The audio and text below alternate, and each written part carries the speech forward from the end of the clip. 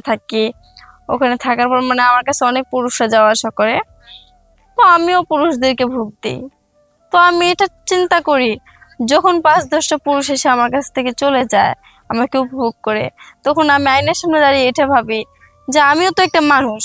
তেমন তো না যে আমি কিছু খাবার বা আমি অন্য কিছু কোনো একটা পণ্য, আমি তো তা ভাবি না, আমি নিজে একটা মানুষ। তাহলে আমি কেন মানুষের ভালোবাসা পাই না? তো কেন আমাকে মানুষে ভালোবাসতে পারে না? তারা কেন আমার দেহটাকে চায়, কেন তারা আমার মনটাকে চায় না, সেটাই আমি বুঝি না।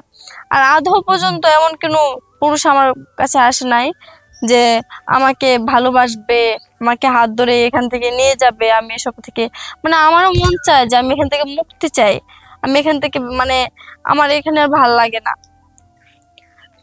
মানে অনেক মানুষ আছে কি প্রতিতার নামে অনেক কথা বলে, প্রতিতারা ভালো না, সে অনেক কিছু বলে। তবে এটা জানার চেষ্টা করে না যে প্রতিতাদের মনে কত কষ্ট থাকে, সেটা একবারও জানার চেষ্টা করে না। তো আমরা তো প্রতিতা, আমরা জানি যে আমাদের কতটুকু কষ্ট। আমরা যদি বাবা মা থাকতো তাহলে হয়তো আমরা আজকে প্রতিতালয়ে থাকতাম না।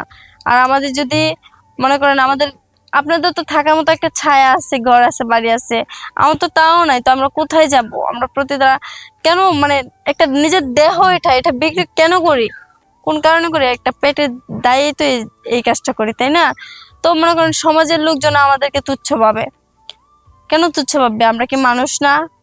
আসসালামু আলাইকুম, সবাই কেমন আছেন? আশা করি ভালো আছেন।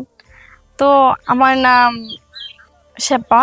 আমি আপনাদের সামনে আসছি নিজের কিছু কথা বলার জন্য।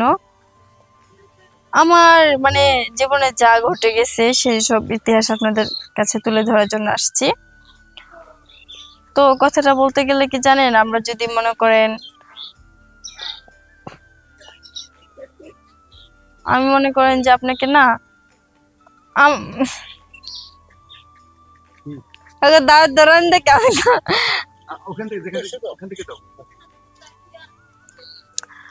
তো তারপর মনে করেন যে আমি কেন এইসব বলতেছি, মানে কি গল্প বলবো আপনাদের কাছে, এরকম একটা কোশ্চেন থাকতে পারে। তো আপনাদের কাছে আমি এই গল্পটাই করতে চাই যে মনে করেন আমি আজকে মানুষ, মানে এখনো মানুষ, আমি একজন মানুষ।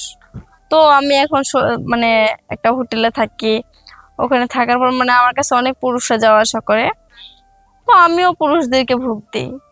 তো আমি এটা চিন্তা করি, যখন ৫-১০টা পুরুষ এসে আমার কাছ থেকে চলে যায়, আমাকে উপভোগ করে, তখন আমি আয়নার সামনে দাঁড়িয়ে এটা ভাবি যে আমিও তো একটা মানুষ। তেমন তো না যে আমি কিছু খাবার বা আমি অন্য কিছু কোনো একটা পণ্য, আমি তো তা ভাবি না, আমি নিজে একটা মানুষ। তাহলে আমি কেন মানুষের ভালোবাসা পাই না? তো কেন আমাকে মানুষে ভালোবাসতে পারে না?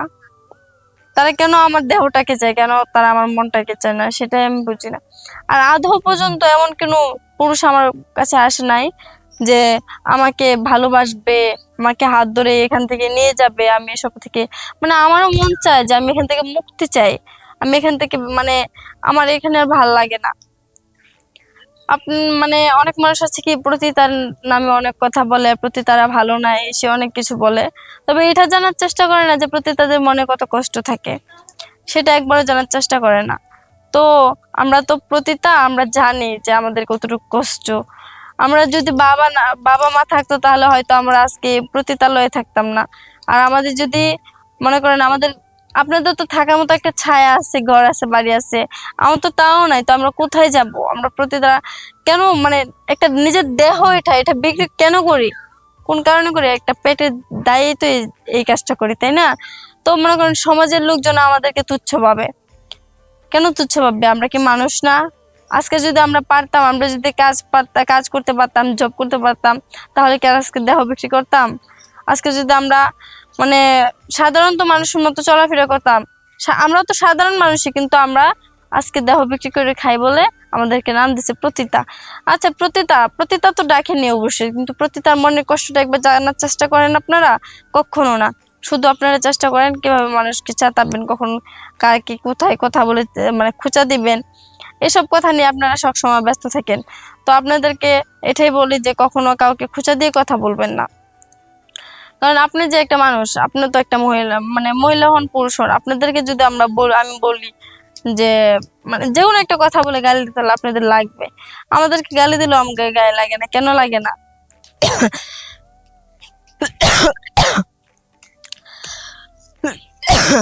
তার কারণ আমরা প্রতিতা দেহ বিক্রি করে, আমাদেরকে লোকজন বলে, আমাদের কিছু বলার মতো থাকে না মুখে,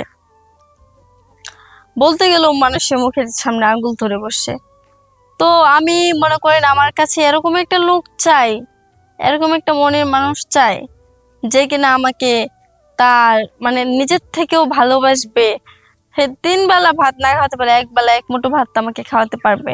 এত সুন্দর হতে হবে না, হ্যান্ডসাম হতে হবে না, কোনো বাড়ি ঘর গাড়ি আমার কোনো কিচ্ছু লাগবে না, শুধু আমি এই জীবনটা থেকে মুক্তি চাই। কেউ যদি একজন থেকে থাকো আমার জন্য, তাহলে অবশ্যই আমাকে এখান থেকে ফিরিয়ে নিয়ে যাও, কারণ আমি এখানে থাকতে চাই না। কারণ আমি যেখানে আছি সেটা আমার কাছে এখন মনে করেন পৃথিবীতে থাকা খালি নিয়ে আমার কাছে লাগে, 2 চোখের আগুনে পড়তেছি। তো আমরা নারীরা কখনো ইচ্ছাকৃতভাবে পতিতালয়ে থাকি না। আমাকে যদি রক্ষা করার মতো কেউ থাকো, যদি কেউ কারো আমাকে ভালো লেগে থাকে, তাহলে অবশ্যই তোমরা আমাকে এখান থেকে উদ্ধার করো, বা যে কোনো একটা পুরুষ হোক, যেই হোক, আমাকে এখান থেকে নিয়ে যান। আমার এখানে থাকতে ভালো লাগে না। আমার মন চাই যেন আমি সাধারণ মানুষের সাথে চলাফেরা করি, আমাকে কেউ খারাপ খারাপ গালি না দেখ, আমাকে কেউ খারাপ মেয়ে না বলুক। আমার ইচ্ছা যে আমার হাতে ধরে আমাকে নিয়ে রাস্তা দিয়ে কেউ হাঁটুক, গর্ব করুক আমাকে, এরকম কিছু একটা ইচ্ছা। কিন্তু আজও পর্যন্ত আমি এরকম একটা মানুষ পেলাম না। তো দর্শক বিন্দু, আপনাদেরকে উদ্দেশ্য করে বলতেছি, যদি আপনারা ভিতরে কেউ যদি থেকে থাকেন, আমাকে ভালো লেগে থাকে, তাহলে অবশ্যই শেয়ার অপশনে নাম্বার দেওয়া থাকবে ভিডিওর, ওখান থেকে নাম্বার নিয়ে আমার সাথে যোগাযোগ করবেন। সবাই ভালো থাকবেন। আল্লাহ হাফেজ।